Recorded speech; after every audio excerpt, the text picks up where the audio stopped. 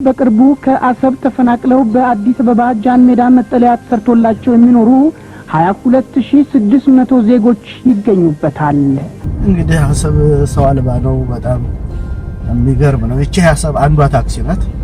ከፊት ለፊታችን የምናያት አሰብ ሲሄድ ቤት አለ፣ በር አለ፣ ሰው የለም። ይሄ እውነተኛ ታሪክ ነው። የት ነው የመጡት? መጀመሪያ ከአሰብ መቼ ነው የመጣችሁት? እዚህ ግንቦት 18 ወጣን። ከየት? አሰብ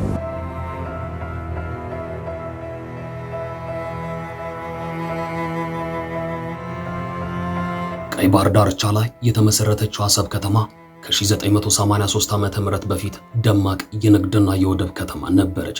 በ1980ዎቹ አጋማሽ የከተማዋ ሕዝብ ቁጥር በግምት ከ35000 እስከ 45000 ደርስ ነበር። የብዝሃነት ማሳያ በነበረችው በዚህ ከተማ የአካባቢው ተወላጅ የሆኑት የአፋር ብሔረሰቦች ከአማራ፣ ከትግራይ፣ ከኦሮሞና ከሌሎች የኢትዮጵያ ክፍሎች የመጡ ባለሙያዎችና ነጋዴዎች በሰላም አብረው ይኖሩ ነበር። አሰብ በቆዳ ስፋቷ ሰፊ ባትሆንም በስትራቴጂካዊ ቦታዋ ግን ግዙፍ ነበረች። ወደቧ ብቻውንም 15 ኪሎ ሜትር የባህር ዳርቻ ይዞታ አለው። አሰብ ለዓመታት የኢትዮጵያ የኢኮኖሚ የደም ስር ነበረች። ግንቦት 1983 ዓመተ ምህረት የደርግ መንግስት ሲወድቅ ግን በአሰብ ከተማ የነበረው ድባብ በድንገት ተቀየረ። በከተማዋ ሰላማዊ ኑሮ ይመሩ የነበሩ በብዙ ሺዎች የሚቆጠሩ ኢትዮጵያውያን ለቃችሁ ውጡ የሚል ያልተጠበቀ ትዕዛዝ ደረሳቸው። ይህን ትዕዛዝ ተከትሎም በሺዎች የሚቆጠሩ ኢትዮጵያውያን ሀብትና ንብረታቸውን ጥለው በእግራቸው ወደ ኢትዮጵያ መጓዝ ጀመሩ።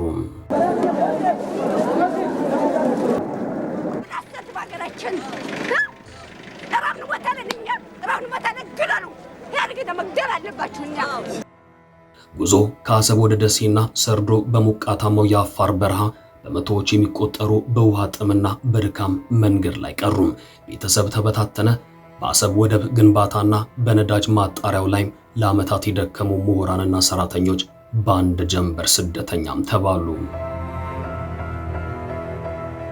መፈናቀሉ ድንገተኛና ያልታሰበበት በመሆኑ ከፍተኛ ሰብአዊ ቀውስን አስከትሏል። ከ25000 በላይ ኢትዮጵያውያን የነዳጅ ማጣሪያው ሰራተኞች፣ የወደብ ቴክኒሻኖች ቤተሰቦቻቸው በጭነት መኪናዎች ላይ ታጭቀው አንዳንዶችም በእግር ተጓዙ። የገነቡትንም ቤት ያፈሩትንም ንብረትና ለዓመታት የኖሩበትን ከተማም ጥለው ሲወጡ አፋር በረሃ ላይ የሚጠብቃቸውን መከራ ግን አላወቁም ነበር። በወቅቱ በአፋር በረሃ በውሃ ጥምና በፀሐይ ሐሩር እስከ 1000 ስደተኛ ኢትዮጵያውያን ሕፃናትና አዛውንቶችም መሞታቸው ይነገራል።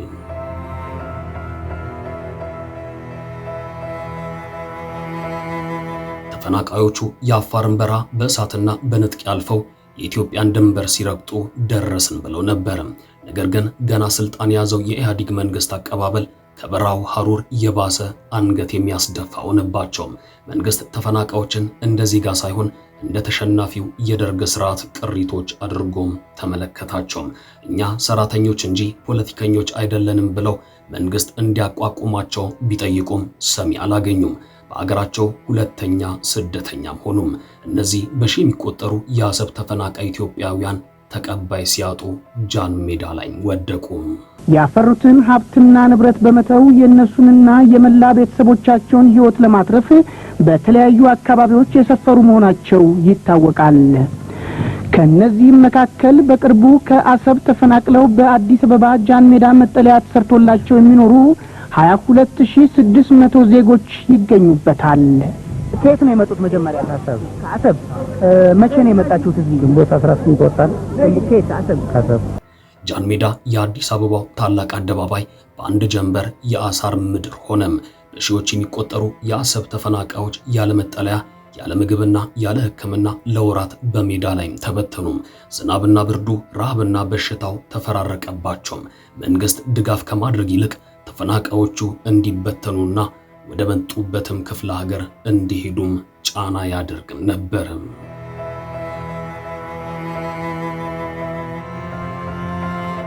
በወቅቱ የነበረው ጊዜያዊ መንግስት ተፈናቃዮችን የአማራ ሰፋሪዎች ወይም የደርግ ቢሮክራቶች በሚል የፖለቲካ ስም በመፈረጅም ትኩረት ነፈጋቸውም።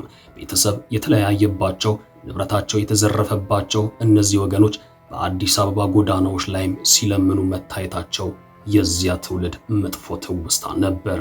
መንግስት ኤርትራ የኢትዮጵያ ቅኝ ግዛት ነበረች የሚለውን ትርክት ለማጽናት ሲል በአሰብና በምጽዋ የነበረው ኢትዮጵያውያን የደረሰባቸውን ግፍ ደበቀም። ይህ ክህደትም ዛሬም ድረስ በብዙ ቤተሰቦች ልብ ውስጥ የሚነድ እሳት ነው።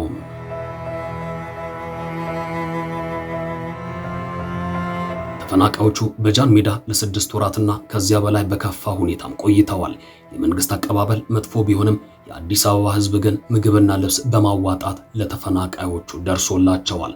ከሞት የተረፉት የአሰብ ተፈናቃዮች በአዲስ አበባ አራዳ ጊዮርጊስ ቅጥር ግቢ በጃን ሜዳም ተበታትነው እንደወጡም ቀሩም። ሕፃናት፣ የታቀፉ እናቶች፣ አዛውንቶችም የመንግስት ሰራተኞች የነበሩ ሳይቀሩ በአሳዛኝ ሁኔታ ውስጥ ወደቁም። ነገር ግን በዚህ ሁኔታ መቆየቱ መፍትሄ አልባ ሲሆን የተለያዩ ግብረሰናይ ድርጅቶች ለእያንዳንዱ ቤተሰብ 50 ብር በመስጠት ወደ ተለያዩ የአገሪቱ አካባቢዎች አሳፍረው ሸኟቸው። አብዛኛው የአሰብ ተፈናቃይ የወሎ አካባቢ ተወላጅ በመሆናቸው ቢያንስ ቤተሰብ ቢደግፈን በሚል ወደ ወሎ ተመለሱ።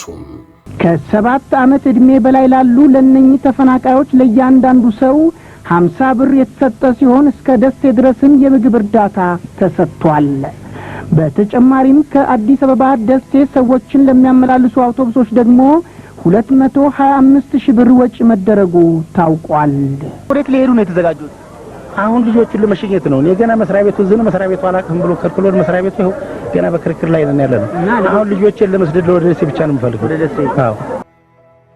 ይህ በአሰብ ተፈናቃዮች ላይ የደረሰው በደልና ግፍ መረጃ የደረሰው የተባበሩት መንግስታት ድርጅት በ1985 መጀመሪያ ላይ እንዲጣራ አዞ ነበር። ኢህአዲግም ፕሮፌሰር እንድሪያስ እሸቴን እንዲያጣሩ በሚል ወደ ኤርትራ ላከም። ፕሮፌሰር እንድሪያስ ግን በአሰብም ይሁን በሌሎች የኤርትራ አካባቢዎች በሚኖሩ ኢትዮጵያውያን ላይ የደረሰ በደል የለም የሚል ሪፖርት ይዞ ተመለሰም። በዚህ ሁኔታ በአሰብ ተፈናቃይ ኢትዮጵያውያን ላይ የደረሰው በደልና ግፍ ተዳፍኖ እንዲቀርም ተደረገ።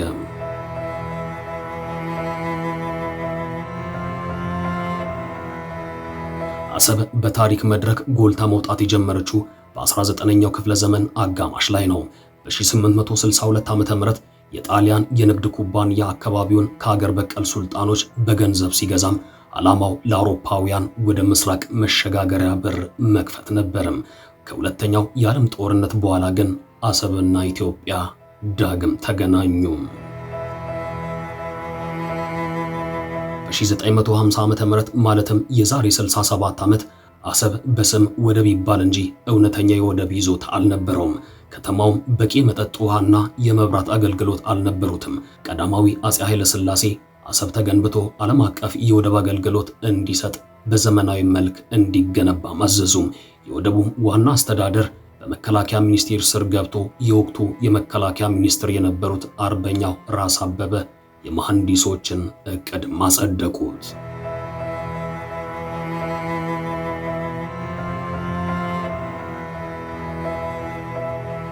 የግንባታውን ብድር የተገኘው ከዩጎዝላቪያ መንግስት ሲሆን ለወደቡ ግንባታ የተመደበው ገንዘብ 25 ሚሊዮን ብር ነበርም። ግንባታው ከተያዘለት ጊዜ ቀድሞ ሲጠናቀቅ የአሰብ ወደብ ተስፋፍቶ አስፈላጊዎቹ ቤቶች ሁሉ ተሰርተውለት በዓለም አቀፍ ደረጃ ብቁ ሆነም። የባህር ትራንዚትና የጉምሩክን ቢሮዎች ተከፍተውለት ስራውን በስነ ስርዓት ጀመረም። የከተማውም ህዝብ በቂ መብራትና ውሃ አገኘም።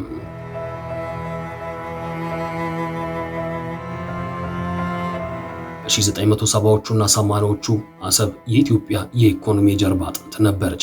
በሶቪየት ህብረት እርዳታ የተገነባው የአሰብ ነዳጅ ማጣሪያም በወቅቱ ለመላው ኢትዮጵያ የሚያስፈልገውን ነዳጅ የሚያጣራ ብቸኛው ተቋም ነበርም። ይህም ተቋም በሺዎች የሚቆጠሩ ኢትዮጵያውያን የሥራ ዕድል የፈጠረ ማዕከል ነበርም። የወደብ አገልግሎቱ በዓመት እስከ 3.5 ሚሊዮን ቶን ጭነት የማስተናገድ አቅም ነበረውም። 70 በመቶ የሚሆነው የሀገሪቱ የውጭ ንግድም የሚወጣውና ለምግብ ዋስትና የሚውለው የእርዳታ እህሎች የሚገቡት በዚህ ወደብ ነበር። የኢትዮጵያ ባህር ኃይል ዋና የስልጠና ማዕከል በምጽዋ ቢሆንም አሰብ ግን ለደቡባዊው ቀይ ባህር ዘብ የምትቆም ወታደራዊ ምሽግ ነበረች። ዛሬ አሰብ በዝምታ የተዋጠች እንቅስቃሴ አልባ የመንፈስ ከተማ ሆነች። አብዛኛው የከተማዋ ቤቶችም ነዋሪ አልባ ናቸው። አሰብ ዛሬ አሮጌና የፈራረሱ ሕንፃዎች፣ ሰው የናፈቃቸው እንቅስቃሴ አልባ ጎዳናዎች የያዘችም ከተማ ነች። በከተማዋ ሲንቀሳቀሱ የሚታዩት በጣት የሚቆጠሩ ሰዎች ብቻ ናቸው። በከተማ ውስጥ ምንም አይነት የትራንስፖርት እንቅስቃሴ የለም። የቀድሞ የወደብ ዕቃ ጫኝና አውራጅ ክሬኖችም ከ30 ዓመታት በላይ ያለ ስራ ቆመው ዝገውና ወላልቀው የሚታዩባት አሳዛኝ ከተማ ሆና ቀርታለች። አሰብን አሁንም ተመልከቱ። ይህንን ይመስላል አሰብ። እንግዲህ አሰብ ሰው አልባ ነው። በጣም የሚገርም ነው። እቺ አሰብ አንዷ ታክሲ ናት። ከፊት ለፊታችን የምናያት እቺ ናት። አዎ እቺ ታክሲ ናት። እንግዲህ ቀኑን ሙሉ መሰራው ባጃጅም የለም፣ ሳይክል ነው ያለው። ከተማው ውስጥ ትራንስፖርት ሳይክል እና የኛ መኪና ብቻ ነው ያለው። ያው እንግዲህ የምታዩት ነው። ምንም መንገር አያስፈልግም። አሰብ ሲሄድ የአሰብ ከተማ ቅድም ብያችኋለሁ፣ ኢትዮጵያ ውስጥ የቤት ችግር አለ። 1.5 ሚሊዮን ቤት መገንባት አለብን ብያችኋለሁ። አሰብ ሲሄድ ቤት አለ፣ በር አለ፣ ሰው የለም። ይሄ እውነተኛ ታሪክ ነው። ይሄንን ከተማ መልሰን ህይወት እንስጠው፣ ስራ ነው ህይወት የሚያመጣለት የሚል በየጊዜው ተነጋግረናል። ሁሉም ኢንቮይ የሚሄደው ተወያይቶበታል። በኤርትራ በኩል በግልጽ ባላወቅነው መንገድ ለዚያ ጉዳይ ምላሽ ለመስጠት ብዙ ዝግጁ አልነበሩም። ከ30 ዓመታት በኋላ የአሰብ ጉዳይ ዳግም ወደ ጠረጴዛው መጥቷል። አሰብ የኢትዮጵያ ናት ወይስ የኤርትራ ለሚለው የፖለቲካ ጥያቄ መልሱ እንደየወገኑ ቢላይም አንድ የማይካድ እውነት ግን አለ። አሰብ ያለ ኢትዮጵያ፣ ኢትዮጵያም ያለ አሰብ ላለፉት 30 ዓመታት የኢኮኖሚና የስትራቴጂ ኪሳራ ውስጥ ናቸው። ከኤርትራ መንግስት ጋር ተስማምተን ከዚህ ወደ አሰብ ሄደው መንገድ ጠግነን አልኩኝ እንከፍታለን ነው ጠግነን ነበር። ከጠገን በኋላ ችግር አለብን፣ ፖርቱ ተዳክሟል አሉን። አሁን አንዳንዶች ልክ ጸቡ እንደ ኦቨርናይት የመጣ የሚመስለው ሰው እንደዛ አይደለም። ታሪኩ ስለማንናገረው ነው። መንገድ ጠግነን ከጨረስን በኋላ ፖርቱ ችግር አለበት ሲሉ የጋራ ወዳጅ የሆነ ሀገር ለምነን ጄኔሬተር እና ክሬን በእርዳታ ወደ ኤርትራ እንዲመጣ አድርገን አሰብ ፖርት ሲደርስ የኤርትራ መንግስት አልፈልግም ብሎ መለሰ። ያኔን የገባን ይሄ ነገር ለካ ተስፋ የለውም የሚለው መንገድ ጠገን ለምንም ብናመጣም ፍላጎት አልነበረም። ወደ ኤርትራ ልክ እንደ ሱዳን ልክ እንደ ጅቡቲ በእኛ ውጪ ፓወር ትራንስሚሽን ቀጥለን ፓወር እንስጣችሁ ጄኔሬተር አትጠቀሙ ብለንም ቆይ እናስብበት ነው የተባለው።